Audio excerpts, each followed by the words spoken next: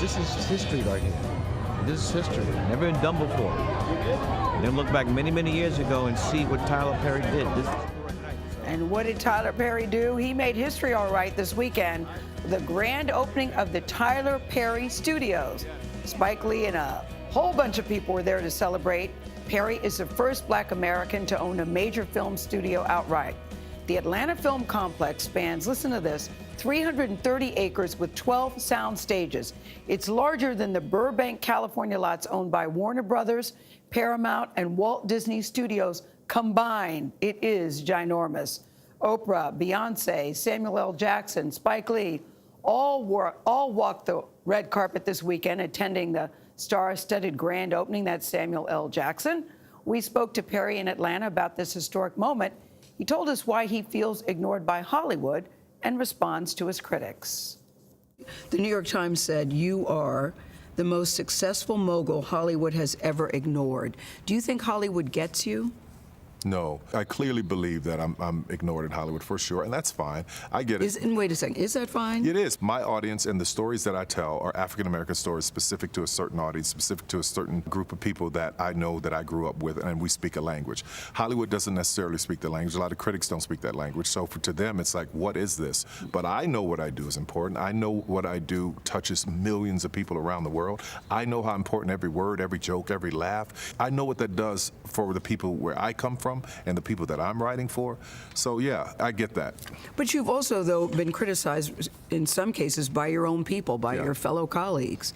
Were you seeking in this moment validation, or that wasn't something either that you paid any attention to? You mean building all this to seek validation? No, no, not at all. For me, what this is about. Or to show, listen, I know what I'm doing is what I mean. I don't, you know, if they get it, that's great. If they don't, I really feel it from the bottom of my heart. If they get it, they're great. If they don't, then that's fine too. I know for a fact that when I drive in through these gates onto this 330 acres and see these 12 sound stages and see the highway sign that says Tyler Perry Studios as you're making the exit in here, as I come in here and I see these hundreds of people working, these black and brown. I've been on sets where I've been the only black face on as recently as 2019, going, where are the black people in this movie? It's on back behind the camera. So when I come to work here, and every black person that comes to work here, they go, oh my God, it's heaven. Here we are, we're represented, everybody's represented, LGBTQ's represented, black, white, gay, straight, whatever, we're all represented, working hand in hand, arm in arm. So what I know about what I'm doing is, any doubters, just come take a visit and walk these streets, see these people, see these underdogs, and you tell me what I do don't matter. Wow. Oh, he's so true.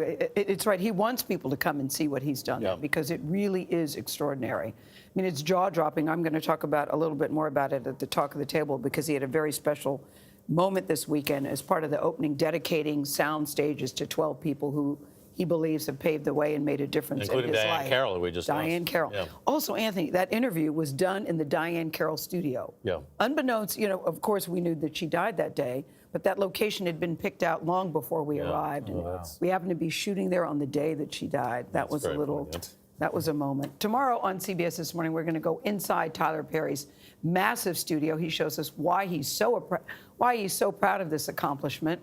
A lot of people are very proud of Tyler Perry, too, and why fatherhood makes him so emotional.